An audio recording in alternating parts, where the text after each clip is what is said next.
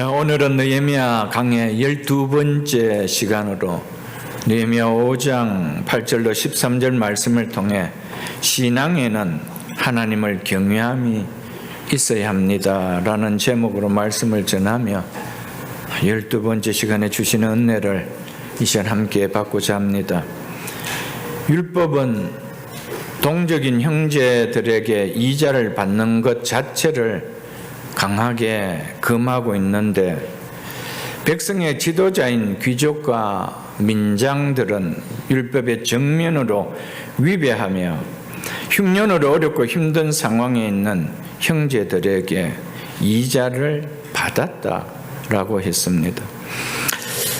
지도층의 부한자들은 흉년으로 어려움을 겪고 있는 상황에 처한 동족 형제들에게 자비와 긍휼을 베풀기는커녕 이 상황을 자신의 배를 더욱 채우고자 하는 돈을 버리는 수단으로 사용하는 하나님 앞에 악을 행하였습니다. 이들이 저지른 행위는 하나님의 율법을 어기는 악한 불법 행위였을 뿐 아니라 선민 공동체를, 언약 공동체를 붕괴시키는 하나님 앞에 악한 행위였습니다. 그러면 만약 이 문제를 그대로 방치해 둔다라면 선민 공동체인 이스라엘 공동체를 위태롭게 되는 비극을 초래할 수 있다라는 것을 느헤미야는 알았기에 총독으로서 수행해야 할 어려움이 있음을 알면서도 이것을 감수하면서까지 큰 용기를 내어 귀인들과 민장들을 공개적으로 정죄하고 책망하기 위하여 큰 대회를, 즉 모든 백성들이 모이는 집회를 열었습니다. 왜냐하면 이것이 선민 공동체를, 언약 공동체를 재건하는 하나님 앞에 옳은 일이라는 것을 느헤미야는 알았기 때문이었습니다. 오늘 본문은 부유층에 속한 지도자들의 악한 행태를 공개적으로 꾸짖는 내용과 그 문제를 해결하는 내용으로 담겨져 있습니다. 먼저 8절을 보겠습니다.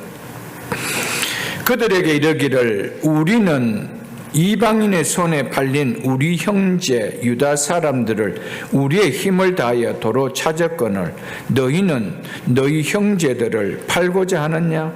더구나 우리 손에 팔리게 하겠느냐 하며, 즉 이 말은 이제 우리들어 그들을 다시 사오라는 말이냐? 그 말을 할 때 그들이 잠잠하여 말이 없기로. 느헤미야와 그의 수하에 있는 경건한 부관들이 이방인의 손에 팔린 동족인 형제들을 찾아오기 위하여 힘써 자신들이 몸값을 지불하고 찾아왔는데, 이 지도층의 사람들은 어떻게 그러한 동족의 형제들을 다시 팔아 종으로 전락시킬 수 있느냐라고 말하고 있는 것입니다. 이러한 지도층의 부유한 자들의 악행은 느헤미야나 그의 경건한 측근들에게 이들을 되살아라는 것이나 다름없는 파렴치한 악한 행동이었습니다. 이들은 선민 언약 공동체의 지도자로서 율법을 모르는 이방인과 다를 바가 없는 악한 행위를 서슴없이 저질렀다라고 성경은 말하고 있습니다. 지도층의 부유한 자들은 공동체가 처한 어려움을 율법을 토대로 해결하기보다는 가난한 자들을 자신의 배를 채우는 수단으로 여기며 삼았다라는 것입니다. 이렇게 이방인들에게 팔린 형제 유다 사람들을 느헤미야와 그의 수하에 있는 경건한 측근들은 힘을 다하여 도로 찾아내었던 것이었습니다. 그런데 이들을 다시 또 부한자들은 팔게 되었다는 것이죠. 오늘날에도 교회는 어느 교회가 할 것 없이 다 그렇습니다. 정말 지도자들이 바로 설 때 종교개혁이 일어났고요. 지도자들이 바로 서지 못할 때는 세워놨던 터가 또 무너지는 것을 우리는 많이 볼 것입니다. 교회가 무너지는 것은요, 교회가 아름답게 공동체로 세워지는 데는 수십 년 걸립니다. 그런데 무너질 때는요, 한순간에 무너집니다. 균열이 생겨서 무너지면은 한순간에 무너집니다. 요즘은 이 일에 이 유튜브를 통하여 더 많이 그 교회 안에 일어나는 것들을 교인들이 생생하게 막 올려버립니다. 그러니까 모르는 사람들도 다 알아요. 그런 교회에 이런 일이 지금 일어나고 있구나라는 것을 너무 잘 알아요. 그러니까 교회가 무너지는 것은 정말 한순간입니다. 여러분, 그래서 느헤미야는 그 공동체 안에 균열이 생기지 않도록 그것을 세우려고 자기가 총독이면서도 수행하는 일에 어려움이 있다는 것을 알면서도 지도자들을 불러서 책망하였다는 것입니다. 왜냐하면 그것이 하나님의 일이었기 때문이었습니다. 느헤미야와 그의 사람들이, 그 측근들이 동족을 위하여 한 일은 지도층 귀인들과 민장들이 행한 일과 너무 대조를 보이고 있습니다. 느헤미야와 그의 일행들은 이방인에게 팔린 동족을 찾아오기 위하여 돈을 지불한 데 반해서 부유한 지도자들은 동족을 생각하기보다 오히려 동족의 형제를 종으로 팔아 자신의 부를 채우는 데 급급하였다는 것입니다. 그래서 느헤미야는 그들의 행위에 크게 노하여 그들의 악한 행위를 공개적으로 책망하기 위하여 모든 백성들이 모이는 집회를 열었다라고 하였습니다. 느헤미야는 메사의 모범을 보였으므로 불의를 행한 자들을 책망할 수가 있었고요. 그의 책망에 대하여 아무 의도 제기하지 못했다라고 말하고 있습니다. 이러한 말씀을 실천하는 느헤미야의 아름다운 신앙의 모습에도 부유층에 있는 지도자들은 아무런 영향을 끼치지 못할 정도로 이들은 이방화된 삶을 살았다는 겁니다. 총독으로서 그 일을 맡아서 수행할 뿐 아니라 하나님의 믿음의 사람으로서 율법을 지키며 자기 측근에 있는 사람들까지 율법대로 살려고 하는데 지도층에 있다는 사람들은 그 영향을 전혀 받지 않고 이방인화되어 버렸다라고 말하고 있는 것입니다. 이런 비도덕적이고 비윤리적인 행위는 애굽인들의 압박과 바벨론의 포로가 되었던 상태에서부터 이스라엘을 구원해내신 하나님으로부터 당연히 질책을 받는 것이죠. 이스라엘 백성들은 애굽에서 종되었던 자들이었습니다. 종되었던 자들을 하나님이 자유인여로 삼아주셨습니다. 그렇게 삼아준 동족들이, 형제가 종으로 판단하는 것은 하나님 앞에 너무 악한 행동이라는 것이죠. 그런 선민 공동체를 세워야 되는데 구원해 주신 그 종의 자리로 다시 동족을 판다는 겁니다. 그것이 얼마나 악한 일이었습니까? 왜 그렇습니까? 탐심 때문이었습니다. 하나님보다 물질을 더 앞세웠기 때문에, 그것을 자기의 배로 삼았기 때문에, 그래서 그렇게 행한 것이죠. 오늘 교회도 마찬가지입니다. 교회가 물질을 앞세우다 보면은 그런 일들이 많이 일어나는 것을 우리는 교회를, 뉴스를 통해서 또 주변의 교회들을 통하여 우리가 접하게 되는 것 그렇게 어렵지 않을 것입니다. 말은 다 하나님의 일이고 말은 다 하나님을 섬기는데 실제 그 중심에는 하나님보다 물질을 더 사랑함이 있기 때문에 그럴 때 결정적으로 하나님을 밀려나고 물질을 더 쥐고자 하는 일이 일어난다는 겁니다. 사랑하는 성도 여러분, 교회는 항상 하나님 일을 하는 곳입니다. 하나님만이 경배를 받아야 되는 곳입니다. 우리가 그 자리를 차지해서도 안 되고 그 자리에 물질이 얹혀져서도 안 됩니다. 우리는 이 사실을 늘 기억하며 깨어 있어야 할 줄 압니다. 부유한 지도층에게 우리는 이방인의 손에 팔린 우리 형제 유다 사람들을 우리의 힘을 다하여 도로 찾았다라고 말한 느헤미야가 보인 행위는 단순히 긍휼의 마음에서 한 것이 아니고 하나님의 말씀에 순종을 보여서 행한 일이었습니다. 이렇게 한 느헤미야와 그의 측근들이 한 이 행위는 느헤미야가 귀환하고 팔레스타인에서 이루어졌던 일로 보는 신학자들도 있고요. 느헤미야가 이 팔레스타인 유대 땅에 오기 전 페르시아에 있을 때에 했던 일로 보기도 합니다. 그러나 성경은 분명하게 언제 어느 때 했다고 기록하고 있지 않기 때문에 우리는 그냥 추측만 할 뿐입니다. 근본적으로 하나님의 백성인 선민 공동체는 자기들의 동족이 이방인에게 팔려갈 경우 힘을 다해 종된 자의 빚을 물어주고 찾아와야 될 책임이 있다라고 성경은 율법은 기록하고 있습니다. 레위기 25장을 한번 보겠습니다. 구약성경 187쪽입니다. 구약성경 187쪽 레위기 25장 47절로 49절입니다.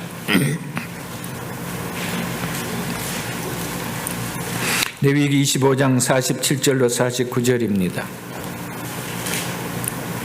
만일 너와 함께 있는 거류민이나 동거인은 부유하게 되고 그와 함께 있는 네 형제는 가난하게 되므로 그가 너와 함께 있는 거류민이나 동거인 또는 거류민의 가족의 후손에게 팔리면 그가 팔린 후에 그에게 속량받을 권리가 있나니 즉 그의 몸값을 치를 수 있다 이 말입니다.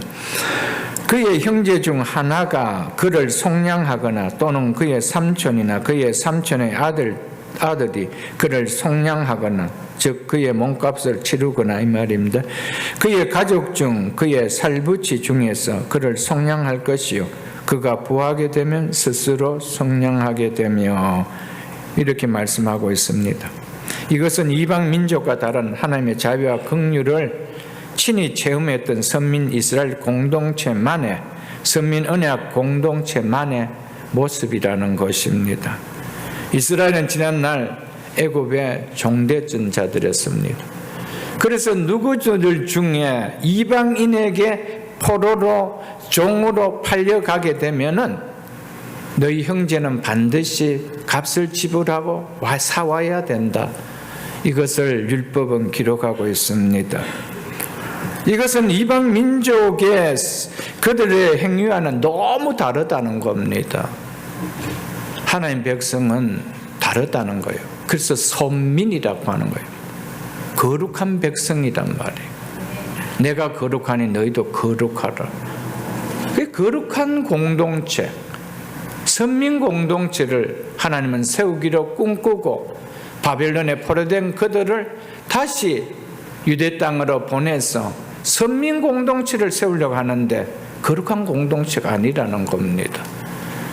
그래서 느헤미야가 다시금 본질인 선민 공동체를, 언약의 공동체를 회복하기 위해서는 이 문제가 해결되어야 된다고 하며 힘을 다해서 이렇게 회복하는 일에 힘썼던 것이었습니다.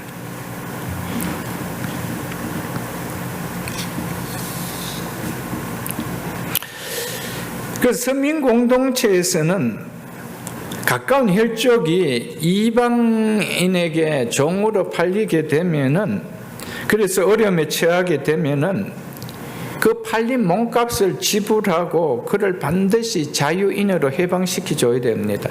그것을 우리가 배웠지 않습니까? 고혈제도라고. 구약에서는 하나님께서 율법을 통하여 고엘 제도로 만들어 주었습니다. 이스라엘 공동체는 느헤미야가 말하는 것처럼 형제입니다. 한 형제였습니다.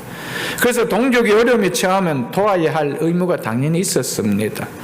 그래서 느헤미야는 자기 동족이 이방인에게 팔렸을 때 그를 속량하기 위하여 모든 힘을 기울였습니다. 이러한 고엘 제도는 영적으로 예수 그리스도의 구속 사역을 예표해 주고 있습니다. 종으로 팔려갔던 사람들을 위하여 그의 친족이, 가까운 형제들이 대신하여 값을 지르고 그를 해방시켰던 것은 바로 죄에 팔려 죄의 종로로 타는 우리를 그리스도께서 자기 몸으로 대신 값을 지불하고 해방시켜서 우리를 하나님의 자녀인 자유인으로 만들어 주시기 위한 대속 사역을 예표하는 것입니다. 죄의 종되었던 우리를 위하여 예수 그리스도께서 자신의 몸을 들여 값을 지불해 주심으로 말미암아 죄로부터 우리가 해방되어서 죄의 종로로 타는 자가 아니라 죄에 해방된 자유인이 된 것입니다. 그래서 우리가 죄로부터 자유할 수가 있게 되었고요. 생명을 얻을 수가 있게 된 것은 오직 죄가 없으신 예수 그리스도께서 자신의 몸을 값으로 지불하고 우리를 구원하여 주신 대속의 은혜 때문이었습니다. 성도 여러분, 우리는 그리스도 안에서 하나님을 아버지라 부르는 한 형제입니다. 누구를 통해서요?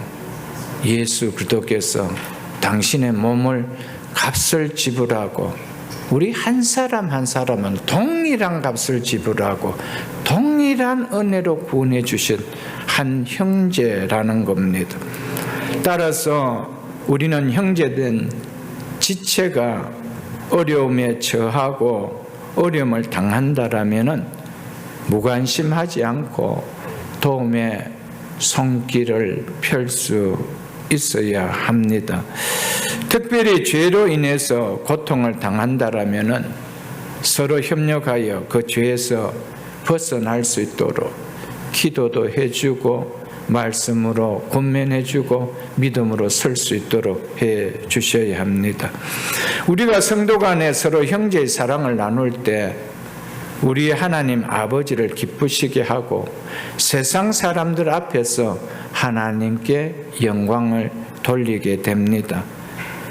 가장 못난 모습이 가족 형제들끼리 싸우는 거 아닐까요, 여러분들?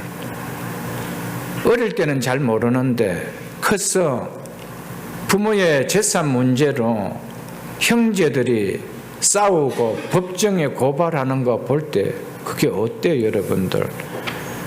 그 형제가 아니잖아요, 여러분들. 여러분, 성도는 그리스도 안에서 한 형제예요. 아멘. 한 형제입니다. 가장 꼴불견이 교회가 싸워서 교회가 갈라지는 겁니다. 그것보다 꼴불견은 없습니다. 다 서로의 주장을 하고 맞다라고 하고 갈라지지만 하나님의 몸을 찢는 거예요. 그래서 평생 같이 얼굴도 안 보고 살아간다는 것은 정말 비극이죠. 같은 형제인데 평생 조카들끼리도 얼굴도 한 번 안 보고 형제들끼리도 한 번 대면하지 않고 살아간다라면 그 비극 아니에요, 여러분들. 사는 동안 비극 아니에요, 여러분들. 한 형제는 너무 귀한 겁니다. 그렇지 않나요, 여러분? 형제만치 귀한 거 없어요, 여러분들. 어려움을 처할 때 손을 펼 수가 있고 어려움을 처할 때 손을 펴줄 수 있는 것이 형제들입니다. 여러분 꼭 그렇게 기도하십시오. 이 아이들이 컸어도 우애 있게 크게 해달라고, 우애 있게 자라게 해달라고, 마지가 동생들을 보살필 수 있도록 우애 있는 형제들이 되게 해달라. 반드시 기도해야 됩니다. 힘을 다해서 아이들을 공부시키고 힘을 다해서 아이들의 어려울 때마다 그렇게 양육을 시켰는데 다 키워놓고 둘이가 형제가 원수가 되고 있다라면 그 부모가 눈이 제대로 감기겠어요, 여러분들. 여러분, 성도는 기도할 것이 너무 많아요, 여러분들. 그냥 자동으로 되는 거 아니에요, 여러분들. 저도 기도 가운데 늘 기도 그겁니다. 하나님, 끝까지 이 세 자매들이, 하나님 세 딸들이 위에 있게 크게 하옵소서. 그 밑에 있는 또 사촌들까지도 위에 있게 지내게 하옵소서. 그 자동으로 되는 거 아니에요, 여러분들. 얼마나 형제들이 싸우고 찢고 뽑고 하는 거 우리가 가까운 곳에서도 너무 많이 봅니다, 여러분들. 여러분, 교회도 마찬가지입니다. 교회를 위해서 늘 하나님 균열 생기지 않고 하나 될 수 있도록, 한 마음으로 갈 수 있도록 하나님 늘 축복해서. 왜냐하면 그 균열시키고자 하는 사단은 교회 안에 늘 이 또아리를 치고 있기 때문입니다. 성령만 계시는 곳이 아닙니다. 그래서 그런 거예요, 여러분. 2000년 기독교 역사 속에 얼마나 교회 안에 분열들이 많이 일어나고 그런지 모릅니다, 여러분들. 저는 달라스에 있으면서 제가 있었던 교회에 정말 목사님이 정말 반 쫓겨 나가시다시피 하고 스스로 어쩔 수 없이 목사님이 그 교회를 나오시더라고요. 그 교회 나오시면서 장례식 복장을 하고 마지막 설교를 하시더라고요. 나는 왜 목사님이 장례 복장을 하고 이렇게 강단에서 깜짝 놀랐습니다. 4대 교회 설교를 하면서 살았다는 이름은 있으나 죽은 교회라고 하면서 이 교회가 하나님의 말씀 위에 서지 않으면 소망이 없는 교회라고 그렇게 외쳤던 것을 제가 똑똑히 봤습니다. 여러분, 교회 사단이 역사하면은요, 아무것도 안 보입니다. 자기밖에 안 보입니다. 사단이 딱 역사하면은 아무것도 안 보입니다. 하나님 없습니다. 아무것도 안 보입니다. 자기밖에 안 보입니다. 그래서 무서운 거예요, 여러분들. 그래서 교회가 정말 깨지는 거예요, 여러분들. 이것을 느헤미야가 알았어요. 선민공동체 이런 공동체가 아니라는 것이죠. 자기만을 위해서 존재하는 곳이 선민공동체가 아니라는 거예요. 그래서 이기심과 탐심을 버려야 된다는 거예요. 그것을 느헤미야가 이야기해 주고 있는 것이죠, 여러분들. 부유한 자들이 가난한 동족, 형제에 대해 저지른 악행은 율법의 근본 정신을 거스리는 악한 행동이었습니다. 하나님의 은혜에 근거해 자비와 긍휼을 실천해 나가야 될 거룩한 백성의 삶의 방향과도 너무가 거리 멀었습니다.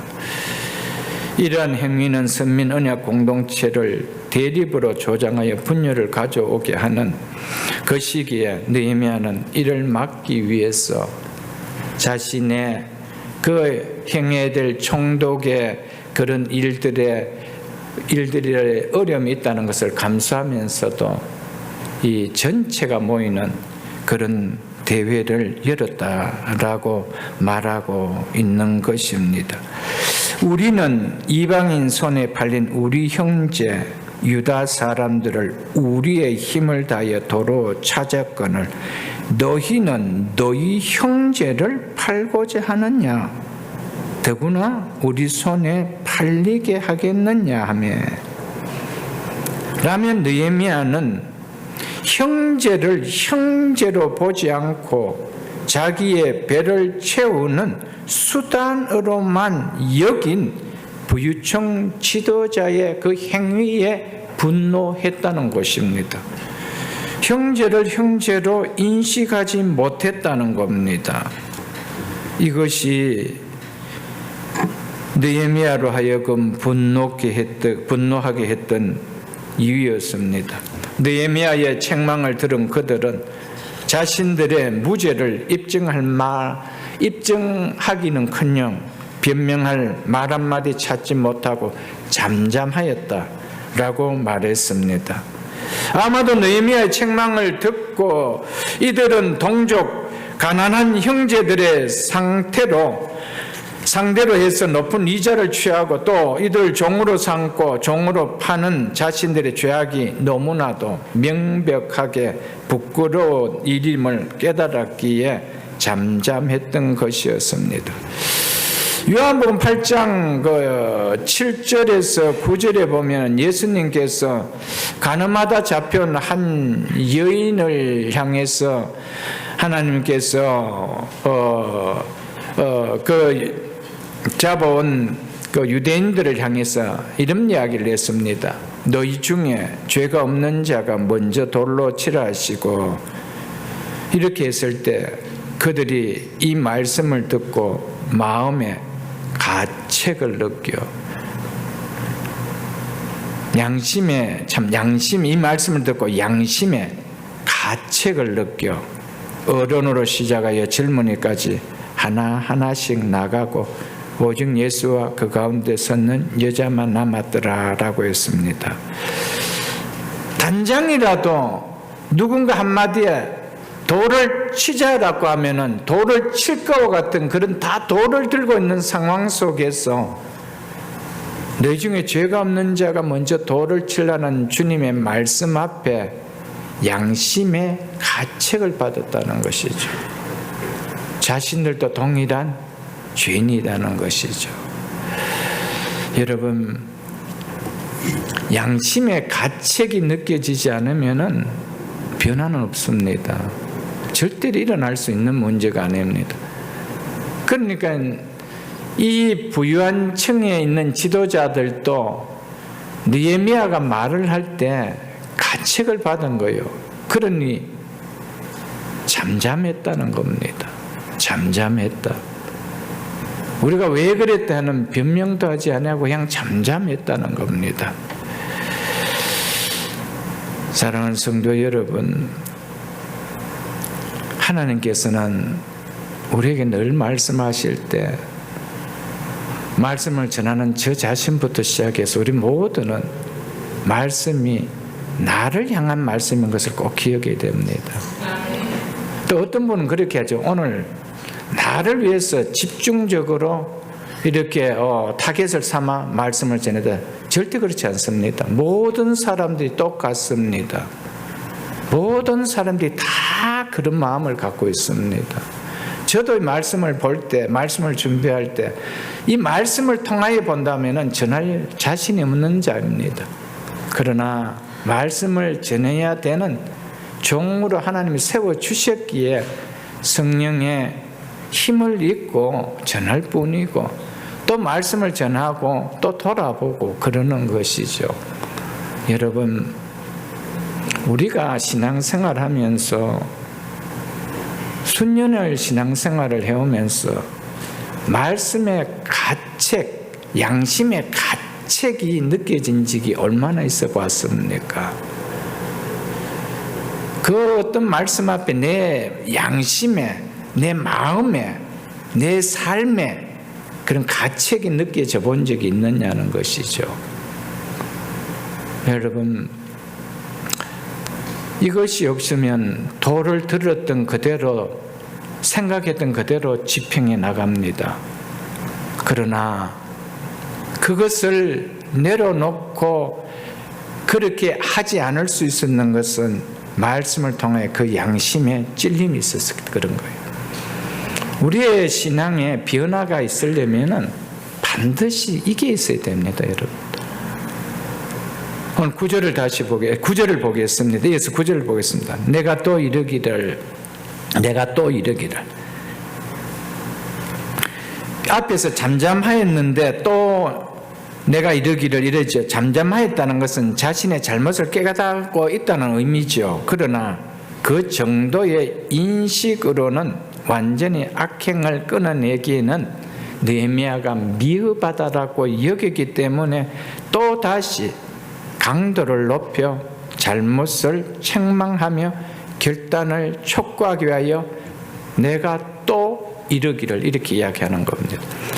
여러분, 하나님의 말씀은 항상 중복입니다. 그렇지 않습니까? 성경 66권을 가지고 계속 중복해서 말씀하는 거예요. 우리가 한 번만에 우리의 인생이 깨어지고 바뀌고 그런 거 아닙니다. 어떤 순간에 또 이러시되 이 순간이 나에게 있어요. 누군가 오늘은 이것이 또 오늘 내게 이르시되 이 말씀으로 들린단 말이에요. 그래서 우리가 바뀌는 거예요. 그래서 우리 인생이 달라지는 것이죠. 그래서 내가 또 이러시기를 그랬죠. 그 내용이 11절까지의 내용입니다. 이어서 볼게요. 너희 소행이 좋지 못하다. 너의 소행이 옳지 않다. 딱 이야기합니다. 지도층에 있는 함께 손을 잡고 일을 해나가야 될, 도움을 받아야 될 그들에게 느헤미야가 너의 소행이 옳지 않다. 여러분 이렇게 말하는 게 쉬울까요? 쉽지 않을 것입니다. 근데 느헤미야는 그렇게 말했습니다. 그러면서 우리 대적 이방 사람의 비방을 생각하고 우리 하나님을 경외하는 가운데 행할 것이 아니냐라고 말했습니다. 느헤미야는 우선 그들의 행한 소행이 옳지 못했다라고 지적합니다. 그런데 그 옳지 못했다는 지적에 이들이 어떤 말도 하지 않았다는 겁니다. 그 이하도 읽어보면 알겠지만 한마디도 거기에 대한 말이 없었습니다. 그리고 이들이 이러한 너희들의 소행이 대적인 이방 사람의 비방을 야기시키는 일이 될 뿐이다 라고 그렇게 너희들의 행동이 옳지 못하기 때문에 이방인들에게 비방거리가 될 수밖에 없다라고 상기시켜 주죠. 사랑하는 성도 여러분, 우리는 우리 각자를 한번 돌아보십시오. 저 역시도 말씀을 준비하면서 돌아보았습니다. 우리 각자를 한번 돌아보십시오. 하나님 보실 때 나의 소행은 옳은 소행이라고 생각할까요? 바른 소행이라고 생각할까요? 고쳐야 될 소행이라고 생각할까요? 여러분, 우리는 하나님 말씀을 한 절 한 절 보면서 이것이 나에게 와야 될 말씀이잖아요. 이 말씀은 저 집사 꼭 들어야 되는데 오늘 왔나 안 왔나 이게 아니고요. 내가 들어야 될 말씀이에요. 믿으십니까 여러분? 우리의 소행은 하나님 앞입니다. 코람데오 하나님 앞에, 하나님 앞에서 옳은 것인지 아닌 것인지 이것을 우리가 돌아봐야 된다는 것입니다. 우리는 너의 소행이 옳지 않다, 이 말을 우리는 이겨내려고 힘쓰는 것이 저는 신앙인 줄 압니다. 우리의 신앙이 성장이라는 것은 뭡니까? 옳지 않다라는 것을 말씀을 깨닫게 될 때 그거 하나하나 버리고 새롭게 세워져 가는 거 아닙니까? 그것이 우리의 신앙의 자람일 줄 압니다, 여러분들. 느헤미야는 백성들의 지도층에 있는 귀인들과 민장들을 향하여 너희가 보인 소행이 대적 이방인들의 비방거리가 됨을 지적하며 우리 하나님을 경외하는 가운데 행하여야 하지 않겠느냐라고 하였던 것이었습니다. 이스라엘 백성들은 하나님의 율법을 가지고 하나님을 섬기는 선민이라는 대단한 자부심이 있었습니다. 당시 어느 민족도 하나님을 알지 못하였고 그래서 하나님을 섬기지 못하였습니다. 그런데 이스라엘 백성들 손에는 하나님 말씀의 율법이 주어졌습니다. 그래서 하나님을 알고 하나님을 섬겼습니다. 그래서 그들은 하나님의 말씀을 갖고 있다는 것을 굉장한 자부심으로 가졌습니다. 지금도 유대인은 굉장한 자부심을 갖고 있습니다. 소민이라는 하나님께서 특별하게 우리를 구별해 주셨다는 이런 자부심이 있습니다. 왜냐하면 우리에게 율법이 있다는 거예요. 어느 민족도 갖지 않은 율법을 하나님은 주셨다라는 이 자부심이 굉장합니다, 여러분들. 그런데 그들에게 정작 그 하나님을 경외함이 없었다는 거예요. 그걸 지금 지적하고 있는 거예요.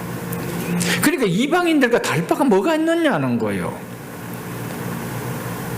이방인들은 율법을 얻기에, 말씀이 없기에 하나님을 모르고 하나님을 경외함이 없다 하지만 너희들은 율법을 주지 않았느냐는 거예요. 하나님 말씀을 주지 않았느냐는 거예요. 하나님의 뜻이 무엇인지, 너가 어떻게 살아야 되는지 알지 않느냐는 거예요. 그런데 하나님을 경외함이 없다는 거예요. 우리는 어떻습니까? 우리는 하나님의 말씀을 가질 뿐 아니라 수없이 듣고 있습니다. 우리는 이방인과 다른 하나님을 경외함의 삶이 있습니까? 이들이 왜 이방인들과 같은 이런 악행을 저질렀습니까? 하나님을 경외함이 없어서 그런 거예요. 그걸 지금 지적하고 있는 것입니다. 그걸 지금 이야기하고자 하고 있는 것이거든요. 그래서 오늘 설교 제목이 믿음에는 하나님을 경외함이 있어야 한다는 겁니다. 믿음 하나님 선물이거든요. 유대인들이 율법을 받은 것은 하나님이 주신 선물이었습니다. 이런 놀라운 복을, 세상 사람들이 갖지 못했던 믿음이라는 복을 우리가 받았는데, 그 복을 받은 우리가 하나님을 경외함이 없다라면 그 이들과 다를 바가 뭐가 있느냐는 것이죠. 그래서 느헤미야가 하는 이야기가 뭔가, 우리 하나님을 경외하는 가운데 행하여야지 하지 않겠느냐. 그 말은 뭡니까? 너에게 하나님 경외함이 있느냐 돌아보라는 거예요. 로마서 3장을 한번 보겠습니다. 로마서 3장 1절로 2절입니다. 신약성경 242쪽입니다. 신약성경 242쪽 로마서 3장 1절로 2절입니다.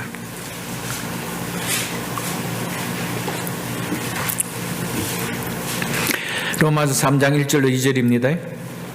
그런즉 유대인의 나음이, 즉 유대인의 유익이 무엇이며 할례의 유익이 무엇이냐. 왜냐하면 유대인만 하나님께서 택한 백성이라고 그 표시를 해준 것이 할례거든요. 그래서 이것도 똑같은 말입니다. 유대인의 나음이 무엇이냐, 유대인의 유익이 무엇이냐, 이 말입니다. 범사에 만원이 많다는 거예요. 그런데 우선은, 첫째는 그들의 유익이 뭐랄까, 유대인의 유익이 뭐래요? 하나님의 말씀을 맡았습니다. 아멘. 하나님께서 그들에게 하나님의 말씀을 위탁해 주셨다는 겁니다. 이것이 유대인의 첫째의 유익이라는 것이죠. 그래서 하나님의 말씀은 구약의 계시를 말해주고 있죠. 어느 민족에게도 유대인에게 하신 것처럼 하나님께서 직접 계시를 주신 적이 없습니다. 하나님이 누구시며 인간을 향한 하나님의 뜻이 무엇인지 어느 민족에게도 하나님이 계시해 주신 적이 없었습니다. 인간의 구원에 대한 계획과 약속, 그리고 그것이 어떻게 성취되는 것인지 유대인에게만 먼저 전해 주셨습니다. 그리고 그걸 통하여 이방인에게까지 전할 수 있도록 그렇게 먼저 주셨습니다. 이것이 첫째로 유대인의 나음이라고 분명히 유대인이었던 사도 바울이 말하고 있는 것이죠. 이처럼 어느 민족도 누리지 못하는 놀라운 축복을 유대인들은 받았습니다. 율법을, 하나님의 말씀을 그러므로 소유했다는 것은요, 다른 모든 민족에 비교할 수 없는 축복의 특권을 부여받았다는 것입니다. 이것이 유대인의 나음이요, 유대인의 유익이라는 것입니다. 그래서 유대인들은 율법을 갖고 있다라는 것을, 율법을 지키고 있다라는 것을 대단한 자부심으로 갖고 있습니다. 조그마한 땅덩어리에 조그마한 숫자인데 그런 자부심이 어디서 나오느냐? 하나님 특별히 우리 민족을 선택했다는 거예요. 그리 자부심이 대단하죠. 사랑하는 성도 여러분, 우리에게는 하나님의 말씀이 지켜졌습니다. 성도에게는 하나님의 말씀이 지켜진 자입니다. 그런데 이거를 축복으로 여기느냐는 거예요. 내가 하나님 말씀을 맡은 자라는 것이 복으로 여겨지느냐는 거예요. 세상에 많은 사람들이 깨닫지 못하는 이 하나님의 말씀을 나에게 알게 해주시고 또 내 손에 전하게 해주시고 또 내 눈으로 볼 수 있게 하시고 내 귀로 듣게 해주셨다는 이것을 축복으로 여기고 있느냐는 거예요. 이것을 이야기를 하고 있죠. 그런데 보십시오. 이들은 자부심은 대단했는데 근데 내용 면에서는 그 하나님을 경외함이 없습니다. 내가 이런 복을 받았다라는 자부심은 있는데 그 하나님을 경외함은 그들에게 없었다는 겁니다. 이게 문제라는 것이죠. 여러분, 우리가 교회 오면은 세상에서는 한 번도 듣지 못하는 하나님의 말씀을 수없이 듣습니다. 이걸 복으로 여기지 못하기 때문에 하나님을 경외함이 없습니다. 하나님이 경외함이 없는데 말씀을 듣는 자리에 있다라고 해서 하나님 그 인생을 축복할까요? 성경은 하나님 우리에게 분명하게 말씀하십니다. 나를 존중히 여긴 자를 내가 존중히 여기리라. 아멘. 말씀은 수없이 듣고 말씀을 믿고 하나님 믿는다고 고백하는데 그 하나님을 경외함은 전혀 없어요. 너희가 하나님을 경외함 없이 행한도다 그랬어요. 우리는 하나님을 경외함이 있습니까? 내 예배에 드리는 모습은 하나님을 경외함이 있습니까? 내 하에 예배하는 이 모습 속에 하나님을 경외함이 있습니까? 여러분, 하나님을 경외하면 내가 어떤 마음으로 어떤 자세로 예배 자리에 임해야 되는지 목사님이 안 가르쳐줘도 본인이 느껴져요. 학교에서 안 가르쳐줘도 선생님을 존중하면은 그 선생님을 경외하면은 그 선생님 앞에 설 때는 내가 어떤 자세를 취해야 되는지 그 아이가 알아요. 안 배워도 알아요. 내가 내 부모를 존중하고 내 부모를 경외한다라면은 부모 앞에 설 때 내가 어떤 언어를 써야 되고 어떤 자세로 취해야 된다는 것을 내가 알아요. 그 배워서가 아니에요. 여러분,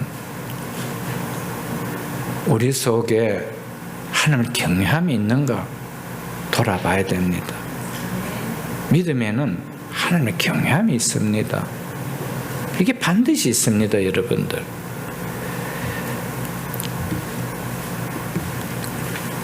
로마서 2장 피었으면 2장 23절로 그 앞에 있는 24절을 또 한번 볼게요. 로마서 2장 23절로 24절 이렇게 말씀하고 있지요.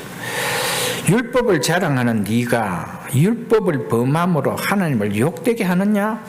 기록된 바와 같이 하나님 이름이 너희 때문에 이방인 중에서 모독을 받는도다. 율법을 자랑하는 네가 율법을 범함으로 하나님을 욕되게 하느냐? 내가 하나님을 믿는 크리스찬이라고 하는데 내가 그 믿고 있는 하나님 아버지를 내가 욕되게 할 수 있느냐는 거예요. 여러분, 내가 욕되게 할 수 있느냐? 여러분, 그래서 예수님께서 하나님께서 우리에게 말씀을 주신 가장 큰 이유가 뭘까요? 하나님의 영광을 돌리지 않고 그 영광을 자기가 취하여 살아가는 우리 인생들에게 하나님께 영광을 돌리라고 말씀을 주셨어요.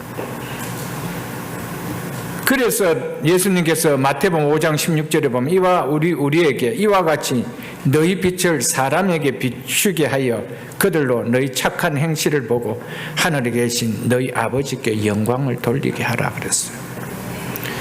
그런데 이 지도층에 있다는 이 부유한 자들은 하나님께 영광이 아니고 도리어 비방거리가 되는 삶을 살았다는 겁니다.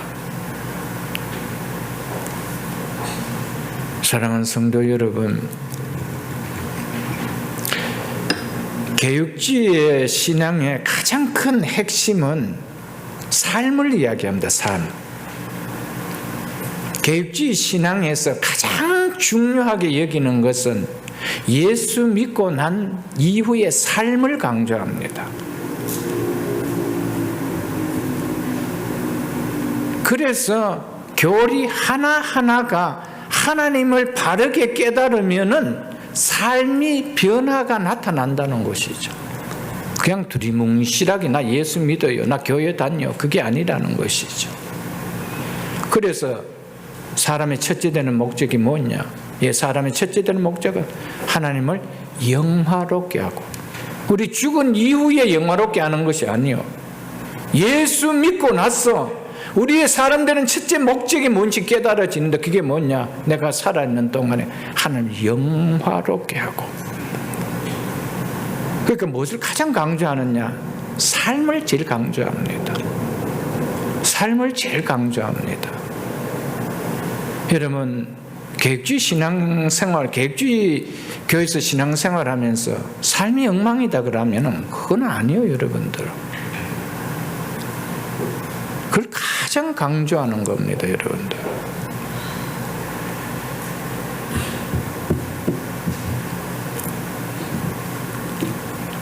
초대교회 성도들이 백성들에게 칭송을 받는, 하나님께 영광을 돌리는 삶을 살았습니다. 그래서 사도행전 2장 24절에 보면 하나님을 찬미하며 온 백성에게 칭송을, 즉 칭찬을 받으니라고 했습니다. 초대교회는 공동체 안에서만 아니고 온 백성들이 그들의 삶을 보고 칭송했더라라고 했습니다. 그러면서 이어서 주께서 구원받는 사람을 날마다 더하게 하시니라고 했습니다. 여러분, 초대교회가 어떤 시대였습니까? 예수 믿으면 핍박이 있던 그 시대였습니다. 그런데 그 시대에 가장 부흥의 역사가 일어났다는 겁니다. 놀랍잖아요, 여러분들. 예수 믿으면 떡이 생기고 밥이 생기고 돈이 생기는 시절이 아니고 핍박을 받았던 시대인데, 그런데 그때가 가장 부흥했다는 거예요. 그 부흥의 한 요소가 뭐냐? 크리스찬들의 삶이었다는 겁니다. 온 백성들이 그들의 삶을 칭송했다는 거예요. 오늘 크리스찬의 삶은 어떻습니까? 직장에서 칭송을 받습니까? 우리 사업체에서 칭송을 받습니까? 다른 직원들과 함께 속에서 칭찬을 받습니까? 교회가 사회에서 칭찬을 받습니까? 목사라 그러면, 장로라 그러면, 권사라 그러면 칭송을 받습니까? 어떻습니까, 여러분들?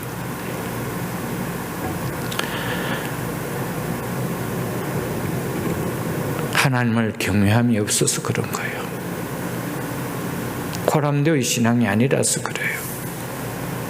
하나님 앞에서 신앙이 아니라서 그래요. 저도 저 자신을 늘 돌아봅니다.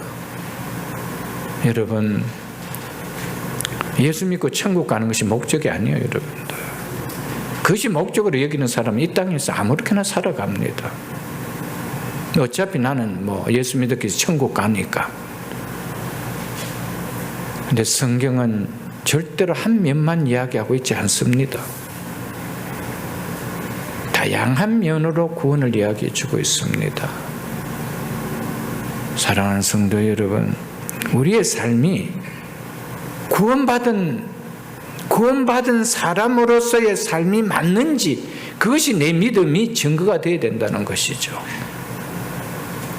그래서 야고보 사도가 뭐라고 했습니까? 행함이 없는 믿음은 죽은 믿음이다. 그 말은 아예 믿음이 없었다 이 말입니다. 아예 믿음이 아니었다 이 말입니다.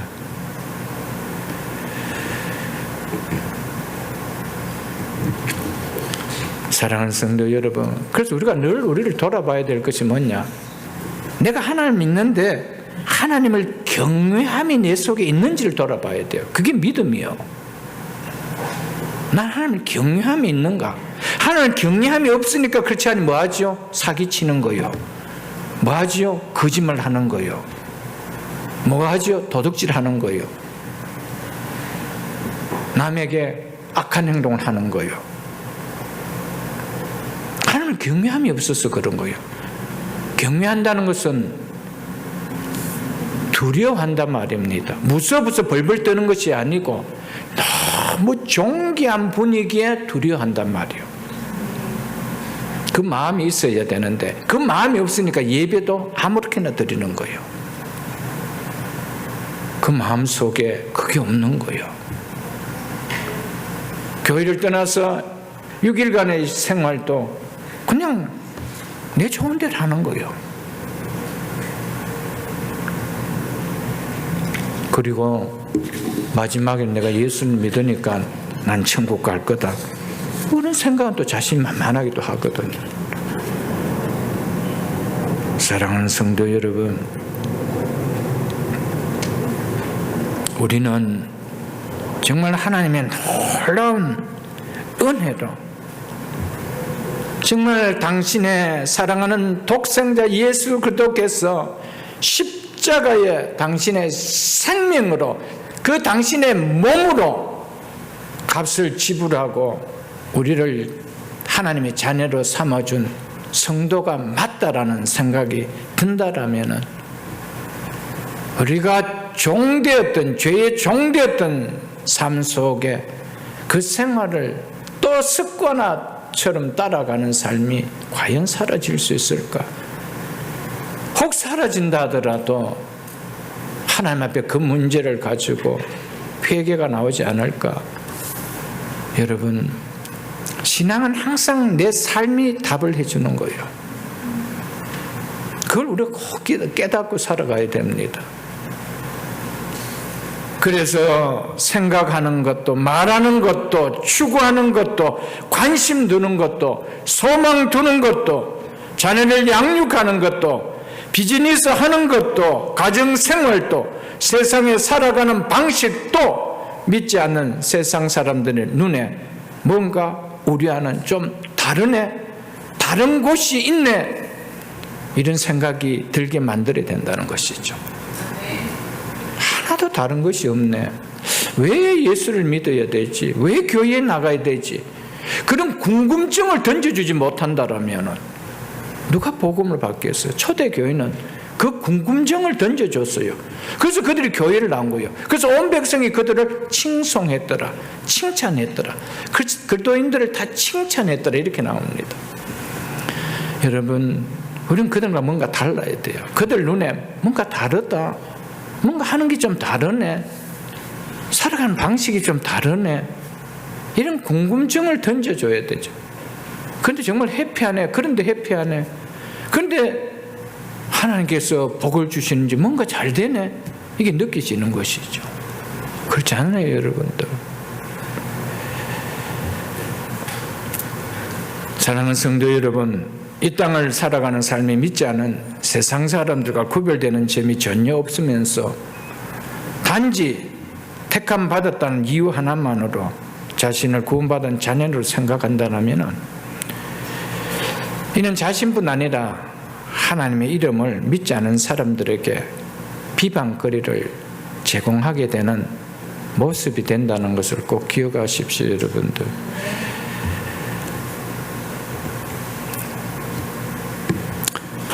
이들이 행한 소행은 하나님을 두려워하고 하나님께 영광을 돌리려고 하는 생각이라고는 조금도 없었습니다. 그들에게 그런 마음이 조금이라도 있었더라면 느헤미야가 우리 하나님을 경외하는 가운데 행할 것이 아니냐, 이런 말을 하지 않았습니다. 이방인들의 삶을, 그래서 이방화 되어버린 거예요. 이방인들이 해야 될 그 삶을 이스라엘 백성들을 이끌어 나갈 지도층들이 그렇게 살아버린 거예요.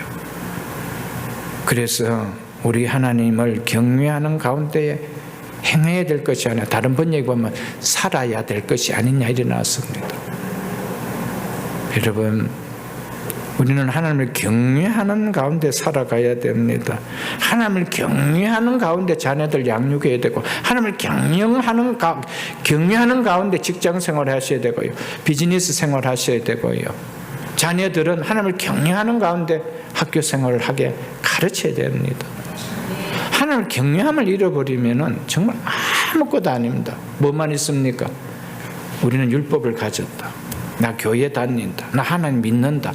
뭐만 있으면 껍데기만 있는 거예요. 껍데기만 있는 거예요. 그래서 바울이 뭐라고 했습니까? 율법을 자랑은 네가 율법을 범함으로 하나님을 욕되게 하느냐.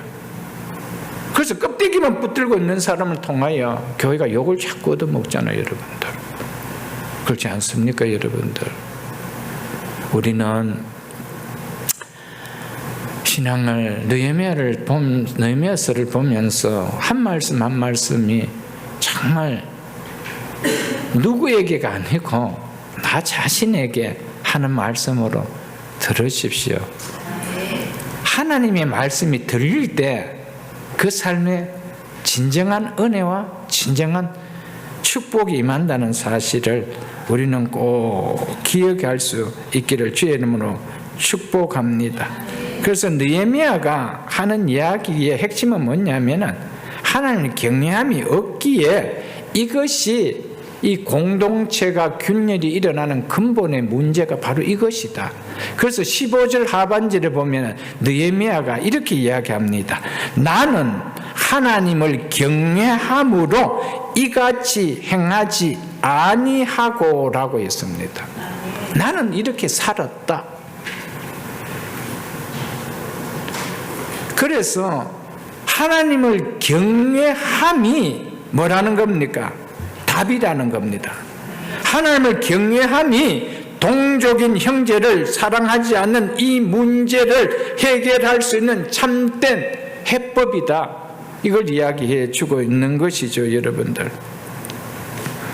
사랑하는 성도 여러분, 우리의 모든 문제의 해법은 내 속에 하나님을 사랑하는, 하나님을 경외함이 없는 것이 문제인 것을 깨달으십시오. 이것이 회복된다라면 우리 모든 문제들은 풀어지기 시작합니다. 우리가 하나님을 경외함이 있다라면 우리는 예배도 달라질 것입니다. 우리의 신앙생활도 달라질 것입니다. 우리의 가정생활도 달라질 것이며, 우리가 자녀들을 양육하는 양육도 달라질 것이며, 우리가 나가는 직장생활 속에서 보이는 행동도 달라질 것입니다. 우리는 항상 하나님의 경외함을 붙들고 살아야 됩니다. 그렇지 않다라면 넌 그렇지 않은가 우리가 다를 바가 아무것도 없어요. 교회 나온다는 거 한 거 외에는 무엇이 다른가, 여러분들? 다른 것이 하나도 없어요, 여러분들. 우리는 달라라고 우리를 뭐로 불러주셨습니까? 성도라, 구별된 백성이다, 이 말이요. 구별된 백성, 구별된 무리라고 우리를 불러준 거예요. 그래서 너는 구별됐기 때문에 불러 모아주었다는 것이 교회란 말이에요. 에클레시아라는 말이에요. 교회라는 것은 세상에 구별되어서 불러 모음을 받은 자라는 뜻입니다. 그래서 우리는 그들과 달라야 되죠. 그들과 더한 일을 교회 안에서 행하고 일어난다라면 그것이 어떻게 온 백성에게 칭송을 받을 일이요, 온 백성에게 비방을 받는 일밖에 아닐까요, 여러분들? 여러분, 무엇보다도요, 부모로서 자녀들에게 비방받으면 안 돼요. 우리의 삶 자체가 안 보는 것 같이 봅니다. 그것이 드러나면 안 돼요. 정말 하나님 앞에서 사는 것 같아. 직장생활도, 비즈니스도, 가정생활도, 교육하는 모든 것도 그렇게 하는 것 같아. 이게 느껴지게 해야 됩니다, 여러분들. 그게 신앙 속에 들어갑니다. 흘러 들어갑니다. 그걸 보는 거예요, 여러분들. 교회에서도 듣지만은 부모가 1차적으로는 신앙의 성생이 돼야 돼요. 모델이 되어줘야 돼요. 물건 하나 살 때도 자녀들하고 있으면은 어떻게 사야 된다는 것을 잘 보여줘야 돼요, 여러분들. 그것이 너무 중요해요, 여러분들. 식사하고 나서, 식사 끝나고 났을 때 모습이 어떻게 해야 된다는 것이 보여줘야 돼요, 여러분들. 하나하나가 부모가 교사고 가르침입니다. 예수는 믿는데 계산하는 게 좀 다르네. 이런 게 자녀들 눈에 탁 들어가면은 이미 리스펙은 안 됩니다, 여러분들. 너 오늘로서 나이 조금 낮추자. 그래서 들어가면은 식당도 가격도 싸고 어디도 싸니까 그 아이가 모를 것 같아요. 딱 알아요. 그때는 나이가 어려서 말 못하지만 나이가 딱 들어가면 아는 거예요, 여러분들. 여러분, 사소한 것 같지만은 개구지 신앙은 삶이 답해준다는 거예요. 삶이 내 믿음을 말해준다는 겁니다. 사랑하는 성도 여러분, 그럴 때 세상이 교회를 리스펙합니다. 크리스찬들을 리스펙하죠. 쟤들은 뭔가 우리가 다르다. 우리는 다 이중장부를 쓰는데 쟤들은 절대 그렇게 안 써. 이게 딱 나타나야 된다는 것이죠. 우리는 보통 저렇게 하면 1년만 하면 집을 한 채 사는데 쟤는 아직 10년째인데 아직 잘 못하는데, 이런 좀 충격을 좀 가는 게 있어야 되죠, 여러분들. 그런데 나는 들어가서 6개월 만에 사버렸어. 그러면 그게 뭐라는 것입니까? 정상이 아니라는 것이죠. 여러분, 이게 그렇지 않은 삶입니다. 그래서 누구든지 나를 따르거든 자기를 부인하라는 거예요. 자기를 앞세우면은 탐심이 들어가요. 자기를 앞세우기 시작하면 욕심이 들어가요. 그런데 그것이 잠시는 유익이지 모르지만 그 가정 전체에 독을 끼치는 거예요, 여러분들. 아이들한테, 자녀들에게 돈은 못 문질러도요, 정말 정직하게 살아갈 수 있는, 하나님을 리스펙할 수 있는 믿음만 심어주면 하나님이 그 인생 축복해 주십니다. 우리는 그렇게 믿음의 삶을 살아갈 수 있기를 주의 이름을 축복합니다. 10절에 이렇게 말씀하고 있습니다. 나와 내 형제와, 여기서 내 형제는 느헤미야의 친형제나 친족을 지칭하는 것으로 보입니다. 종자는 느헤미야를 측근해서 수종드는 부관들을 가리킵니다. 역시 돈과 양식을 백성에게 구워 주었거니와 우리가 그 이자 받기를 그치자. 이 의미는 문맥상으로 볼 때 느헤미야 자신과 그의 측근 부관들이 지금까지 가난한 백성들을 상대로 그들이 자립할 수 있도록 돈과 양식을 구워줬다는 겁니다. 그렇지만 이자를 취하는 행위는 하지 않았다는 겁니다. 그런 의미입니다. 이 말은 느헤미야와 그의 측근 부관들 모두가 율법에 부합하는 삶을 살았다는 것입니다. 그래서 느헤미야가 이 지도층 부유한 자들을 향하여 우리가 모두 이자 받는 일을 그치자라고 한 거예요. 지금까지 우리도 받아왔기 때문에 오늘부터 우리 함께 그치자, 이 말 안 한 거 아닙니다. 그랬다라면 불러 모아서 그들을 책망할 아무런 힘도 느헤미야에게는 없습니다.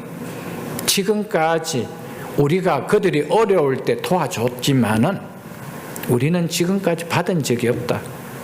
그래서 너도 마찬가지고 우리 함께 받지 말자. 이제 이걸 이야기하는 거예요. 우리도 지금까지 받았는데 우리 함께 받지 말자. 이 개념이 절대 아니라는 것을 우리는 알아야 됩니다. 그리고 여기서 그치자라는 것은 미완료형입니다. 지금뿐 아니라 앞으로도 지속적으로도 동족들에게 이런 행위는 그치자라고 한 것이었습니다.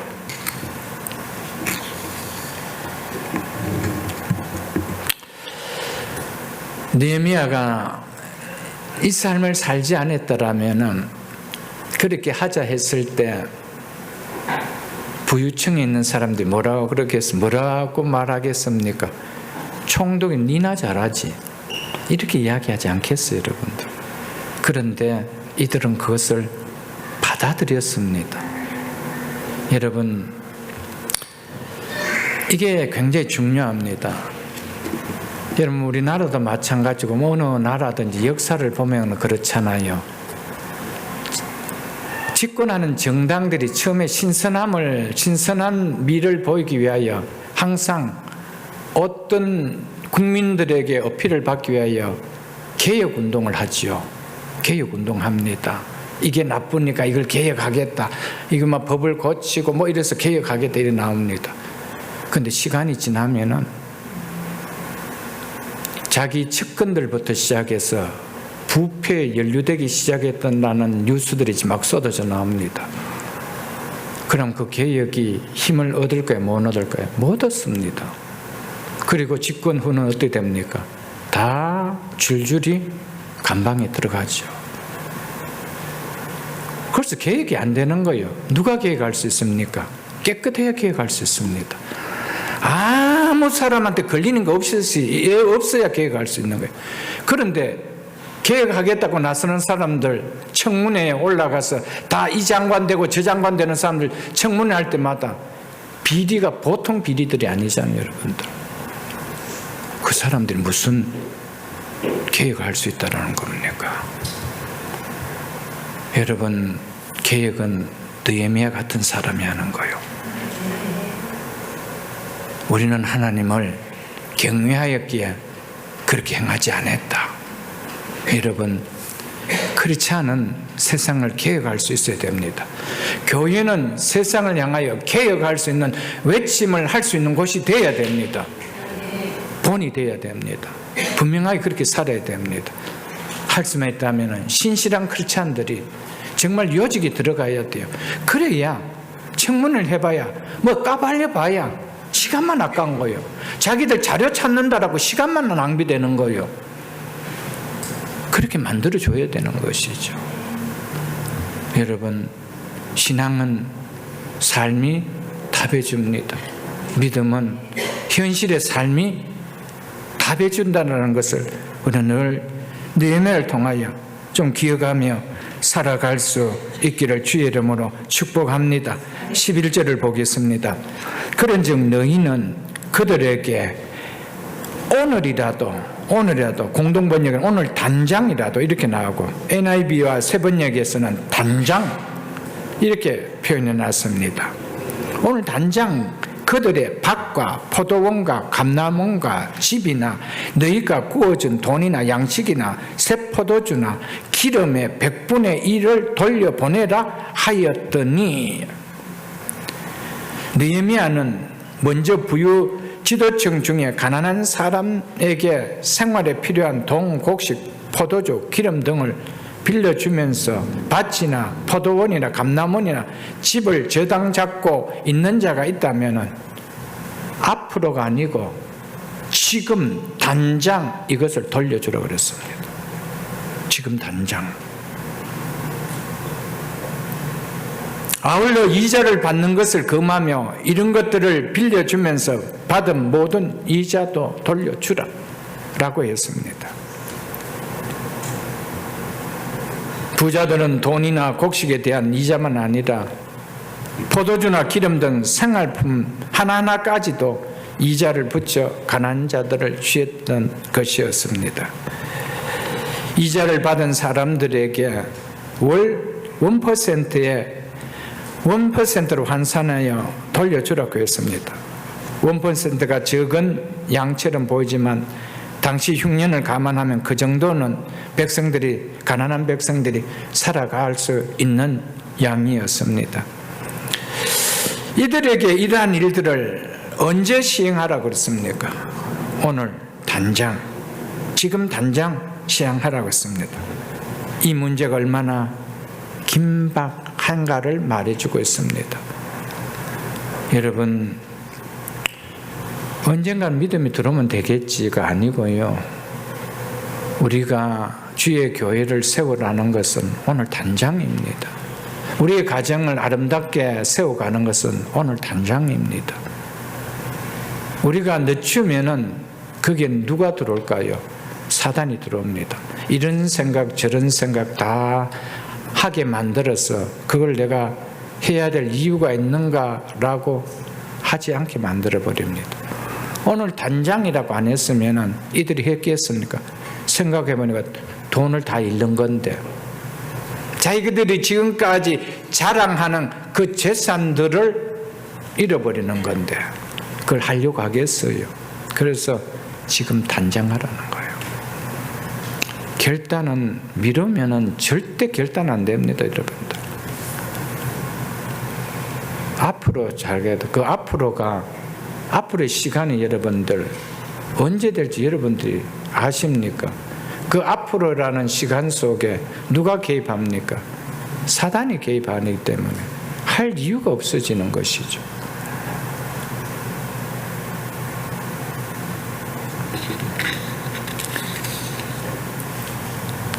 느헤미야의 이 명예 부유한 자들이 어떤 결단을 보였을까요? 그 내용이 이어지는 12절로 13절입니다. 12절 보겠습니다. 그들이 말하기를 우리가 당신의 말씀대로 행하여, 이 말에는 오늘 단장이라는 것을 우리가 뭐 하겠다는 겁니까? 수용하겠다 이 말입니다. 자신들의 죄를 돌이키는데 시간을 끌지 않겠다는 겁니다. 여러분, 이게 진짜 회개입니다. 이게 진짜 하나님의 은혜와 복이 임하는 사건이죠, 여러분들. 그래서 우리가 당신의 말씀대로 행하여 돌려보내고 그들에게서 아무것도 요구하지 아니하리다 하기로, 이 부유한 자들이 느헤미야 요구에 절대적으로 순종하며 선민 공동체 재건에 적극적으로 협조했음을 말해주고 있습니다. 바른 믿음의 지도자 한 사람의 영적 리더십이 어떤 영향력을 미치는지 우리가 잘 보여주고 있지 않습니까? 사랑하는 성도 여러분들, 여러분 각자는 여러분의 가정의 영적 지도자들입니다. 내 한 사람이 내가 속해 있는 가정 공동체에 어떤 영향력을 끼칠 수 있는가, 이게 중요합니다, 여러분들. 그냥 아버지고 그냥 인생을 많이 살았기 때문에 윽박지른 것이 아니고 내 삶이 자녀들에게 먹혀 들어갈 수 있도록 살아야 되는 거예요. 거기에 힘이 있었고요, 거기에 능력이 나타난다는 것이죠. 그럴 때 하나님의 말씀으로 권면하면 그 말씀을 받습니다. 지금 느헤미야가 자기 말을 하고 있는 거 아닙니다. 하나님의 말씀을 지금 대언하고 있는 겁니다. 율법에 기록된 말씀을 가지고 지금 이야기하는 거예요. 이자를 취하지 말라. 자기의 긍휼한 마음이 아닙니다. 하나님의 말씀을 지금 이야기하고 있는 거예요. 이방인들에게 종을 팔아서는 안 된다. 말씀을 이야기하고 있는 거예요. 그들이 이 느헤미야를 통하여 하나님의 말씀을 듣기에 지금 따라 나오는 것이죠. 그러면서 뭐라고 12절 하반절에 이야기하고 있습니까? 내가 제사장들 불러 그들에게 그 말대로, 저 약속대로 행하겠다고 맹세하게 하고 라고 했습니다. 느헤미야는 부유한 자들이 행한 잘못을 바로잡기 위해서 제사장들을 불러 맹세까지 하게 하였습니다. 제사장들을 불러 맹세하게 하였다는 것은 곧 잘못한 행위를 하나님의 앞에서 맹세하게 한 것이었습니다. 제사장 앞에 했다는 것은 하나님 앞에서 하게 한 것이었습니다. 이는 하나님을 이 약속의 증인으로 세운다는 의미였습니다. 그들이 자신의 결단을 번복치 못하게 하려는 의미에서 제사장들을 불러 맹세하게 하였습니다. 만일 그렇지 않을 때는 자신의 말에 대한 책임이 지어지기 때문이다. 그래서 레위기 19장 12절에 보면 거짓 맹세는 하나님의 이름을 욕되게 하는 무슨 범죄 행위가 된다라고 나옵니다. 그런데 맹세를 했는데 지키지 않는다. 거짓 맹세는 하나님의 이름을 욕되게 하는 무슨 범죄인 거예요. 그래서 제사장을 불러서 그렇게 하라. 정말 느헤미야는 하나님의 사람인 것 같아요. 자기를 위해서가 아니에요.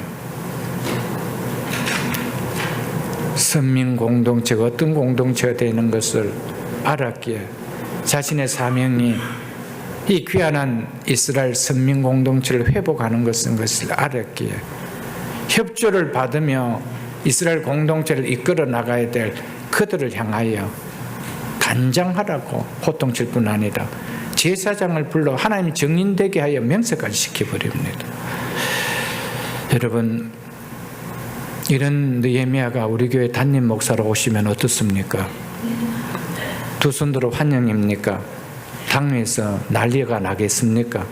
오늘 어떻게 했습니까? 오늘 교회에 느헤미야를 담임 목사로 초빙할 교회가 얼마나 될까요, 여러분들? 사도 바울을 담임 목사로 초빙할 교회는 얼마나 될까요? 예수님을 우리 교회에 담임 목사로 초빙할 교회가 얼마나 될까요? 내 귀에 듣고 싶은 말을 듣고 싶은 이 시대에 느헤미야 같은 사람을 목회자로 세운다라고요. 불가능한 일입니다. 불편해서 못 견딥니다. 여러분, 좋을 것 같지만 너무 힘들어지요. 여러분, 예수님 좋아하지만은 예수님이 함께하는 건 싫어하잖아요. 예수님 내 모든 일거수일투족을 다 알고 있다는 건 너무 싫어하잖아요. 근데 그 분이 강단에 서서 설교하는 것을 여러분 좋아하겠어요, 여러분들? 오늘 박 집사 어떻게 사는 거 내가 다 알고 있다. 김 집사 한 주간 어떻게 사는 거 내가 다 알고 있다. 거기서 뭐 했는지 다 알고 있다. 이렇게 설교하면 여러분 듣겠어요, 여러분들? 못 듣지, 여러분. 느헤미야는 귀한데 안 본받고 싶어요. 안 따르고 싶어요. 여러분, 제가 조금만 강도를 높여 직설적인 이야기하면 여러분 듣기 좋아하겠어요? 안 좋아하겠어요? 불편합니다. 그래서 할 수만 있는데 목사님들이 다 이렇게 유순하게 직접 말 못하고 두리뭉실하게 둘러서 그렇게 설교를 하는 것을 많이 보잖아요, 여러분. 그런데 느헤미야는 그렇지 않았습니다. 이런 하나님의 사람이 있기에 하나님의 나라가 저는 움직여진다고 봅니다. 그리고 이 느헤미야도 귀하지만은 그 느헤미야의 말에 네가 뭔데 총독이면 다 하지 왜 사생활을 간섭해? 이러지 않는 이들이 더 귀하게 느껴지지 않아요, 여러분? 한 사람도 아니고 수많은 사람들이 떼거리를 와서 너 뭔데? 이러면은 힘을 쓰지 못할 텐데 그들이 13절에 보면 다 아멘 했다 그랬습니다. 사랑하는 성도 여러분, 새벽기술 공동체가 말씀을 전하는 목회자나 말씀을 받는 회중들이나 성도들이 이 느헤미야와 이들과 같으면 얼마나 좋겠어요. 이런 공동체가 될 수 있도록 저도 힘쓰고 여러분들도 힘쓸 수 있는 우리 모두가 다 될 수 있기를 주의 이름으로 축복합니다.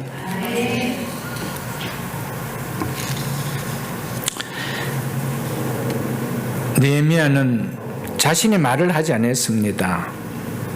느헤미야는 하나님의 말씀을 전했습니다. 출애굽기 22장 25절에 보면은 네가 만일 너와 함께한 내 백성 중에 가난한 자에게 돈을 구워주면 너는 그에게 채권자 같이 하지 말며 이자를 받지 말 것이며 그렇게 말씀했습니다. 그 느헤미야가 우리가 이자를 받지 말자, 자기 의견을 내는 것이 아니고 하나님의 말씀을 하고 있는 거예요. 하나님의 말씀. 이들이 왜 느헤미야의 말을 듣고 순종할 수가 있었습니까? 그 말씀이 하나님의 말씀으로 들렸기 때문입니다. 이게 중요합니다. 잘못된 삶에서 돌이켜지는 은혜는 말씀을 통하여 자신의 삶에 찔림이 일어날 때입니다. 구원의 복음을 듣고 하나님 없이 살아온 죄의 삶에 대한 찔림이 없어도 죄에서 구원받는 구속의 은혜가 임할 수는 없을 것입니다. 우리가 말씀을 통하여 내가 살아온 삶이 하나님을 떠나서 살아왔던 그 삶이 말씀을 통하여 얼마나 무서운 죄의 삶이었다는 찔림이 있을 때 구원의 은혜가 임하는 것이지, 그건 아무런 찔림도 없고 그냥 내가 예수 믿습니다, 그런다고 구원의 은혜가 임하는 것은 아니거든요. 은혜라는 것은요, 반드시 찔림과 떨림과 우리 속에 울림이 있습니다. 무엇이기 때문에? 하나님의 말씀이기 때문에. 목사의 말에는 그런 거 없습니다. 그런데 그 말씀이 하나님의 말씀으로 들리면은 찔림이 있고 떨림이 있고 울림이 있습니다, 내 심령 속에. 그래서 내 삶을 유턴하는 거예요. 하나님의 말씀이기 때문에 그런 거예요. 여러분, 평생을 살아도 하나님의 말씀에 찔림이 없다라면, 그리고 그 말씀을 통하여 내 삶을 돌아볼 때 떨림이 없다라면, 그리고 내 속에 이 말씀을 통하여 심령에 울림이 없다라면 진짜 은혜는 한 번도 받은 적이 없습니다. 이들은 진짜 은혜를 받았기 때문에 뭐 하겠다요? 우리가 그렇게 살겠다는 거예요. 이게 은혜입니다. 이게 진짜 은혜입니다.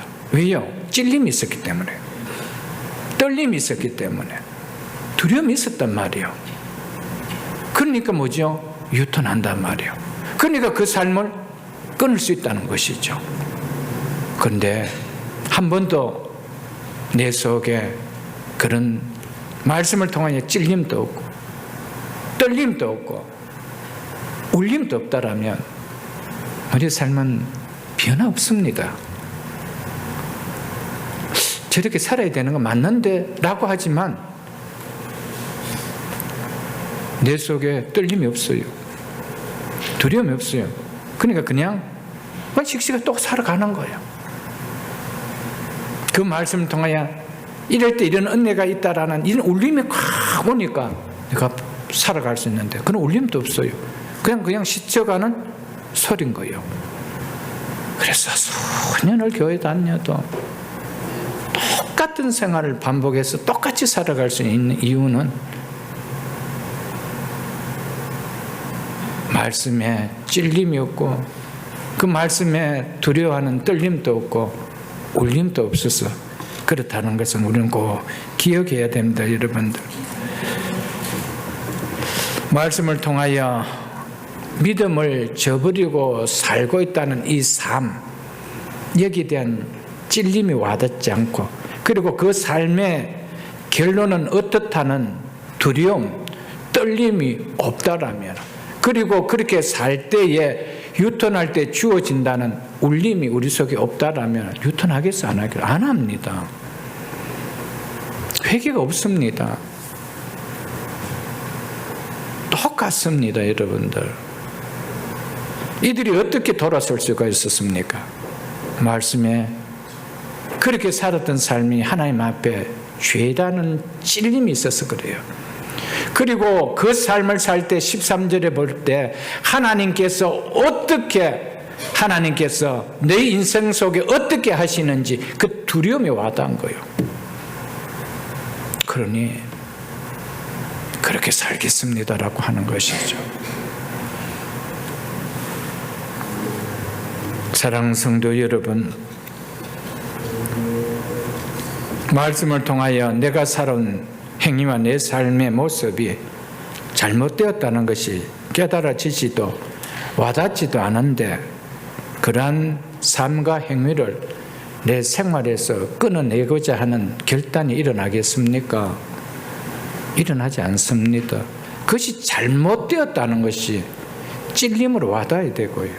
그런데 그 생활을 계속해 나가면 어떤 결과가 주어진다라는 떨림이 와야 돌아설 수가 있는데 찔림도 없고 떨림도 없습니다. 그러니까 변화가 없는 거 아닐까요, 여러분? 우리가 지금까지 살아온 삶을 한번 이 정말 주마등처럼 한번 돌아보십시오, 여러분들. 왜 나는 그렇게 큰 변화들이 없이 이렇게만 살아가고 있을까라고 했을 때, 말씀은 들었지만은 말씀이 찔림이 되지 않았다라는 것을 우리는 좀 기억할 수 있지 않을까요, 여러분들? 사랑하는 성도 여러분, 내가 듣고 싶은 말에는 절대로 변화를 가져오는 결단은 일어나지 않습니다. 내가 듣고 싶은 말에 무슨 변화가 필요해요? 그냥 내가 듣고 싶었던 말인데, 변화는 반드시 듣고 싶지 않은데 꼭 들어야 할 말씀. 듣고 싶지는 않지만은 내가 이 말씀을 꼭 들어야만이 내가 살 것 같다는 것이 느껴질 때, 거기에 결단이 일어나는 거예요. 그때 찔림이 일어나고요. 그때 내 속에 떨림이 일어나고, 그 속에 내 속에 울림이 일어나는 것이죠. 그래서 그 말씀이 한동안 한참 울려집니다. 내 심령 속에서, 내 내리 속에서. 그래서 변화들이 일어나는 것이죠. 사랑하는 성도 여러분, 내가 듣고 싶은 말씀이기에 오늘 들려져서 은혜 받았다는 것은, 그는 나의 신앙을 바르게 세워주는 바른 은혜가 절대 아닙니다. 나의 신앙을 바르게 세워주는 것은 잘못된 것을 끊어낼 때입니다. 잘못된 것에서 신발을 바꾸실 때입니다. 가던 길을 돌았을 때죠. 거기에서 일어나는 것입니다. 그것이 참 은혜입니다. 그래서 내가 꼭 들어야 할 말씀으로 들려져 결단이 일어날 때는 하나님을 경외하는 삶이 내 속에 나타나고요, 또 하나님을 경외하는 내 인격의 변화가 나타납니다. 그러나 내가 듣고 싶은 말만 들으면 삶도 변화가 일어나지 않고 내 인격도 변하지 않습니다. 그러나 듣고 싶지 않은 말이지만 이걸 들어야 내가 오늘 살겠구나 하는 이 말씀이 들려질 때 내 삶만 바뀌는 것이 아니라 내 인격도 바뀝니다. 내 성품도 바뀌는 겁니다. 여러분, 이것이 참 은혜입니다. 참 은혜가 임하고 나면요, 그 삶 속에 하나님, 그 인생 속에 진짜 하나님 부어주신 남다른 은혜와 복이 임합니다. 하나님 우리에게 왜 그렇게 가던 길을 돌아서라고 할까요? 그 삶을 끊으라고 할까요? 망하기 위해서 안 오시다. 진정한 복을 주고 싶었어. 그래서 그 삶의 복이는, 진정한 회개는 하나님 반드시 진정한 은혜와 진정한 복이 임합니다. 우리는 이 삶이 오늘 느헤미야를 통하여 좀 깨달을 수 있게 주 이름 축복합니다. 13절 간단하게 보고 말씀 마치겠습니다. 네가 옷자락을 털며 이르기를, 이 옷자락을 터는 것은 옷자락에 담긴 것을 땅에 쏟아내는 것을 말하죠. 이는 받은 축복이 완전하게 상실된다는 것을 상징적으로 나타내는 표현입니다. 이 약속을 어긴 사람들에게는 이와 같이 하나님의 심판이 임할 것이라는 것을 나타내는 행위였습니다. 그래서 보십시오. 이 말대로 행하지 않은 자는 모두 하나님이 또한 이와 같이 거짓과 산업과 자기가 자랑하는 모든 누리는 재물들을 이야기하죠. 에서 털어버리실지니라. 옷자락에 담겨진 것을 터는 것처럼 그들이 만약 자신이 한 약속을 어길 경우에 하나님께서 너희가 자랑하고 여기는 이 모든 것들을 털어내실 거라는 경고합니다. 찔림과 아울러 무엇이 일어났습니까? 떨림이 일어났죠. 보십시오. 그는 곧 이렇게 털어서 빈손이 될지로다 하며 회중이 다 아멘하고 여호와를 찬양하고 그들이 그 말한 대로 행하니라. 아멘. 사랑하는 성도 여러분, 진정한 회개는 그렇게 하지 않겠다는 돌아섬입니다. 그 돌아섬은 말씀 앞에서 내 삶을 돌아보면서 분명히 찔림이 있어야 됩니다. 내가 이런 삶을 살아왔구나 라는 찔림이 있어야 됩니다.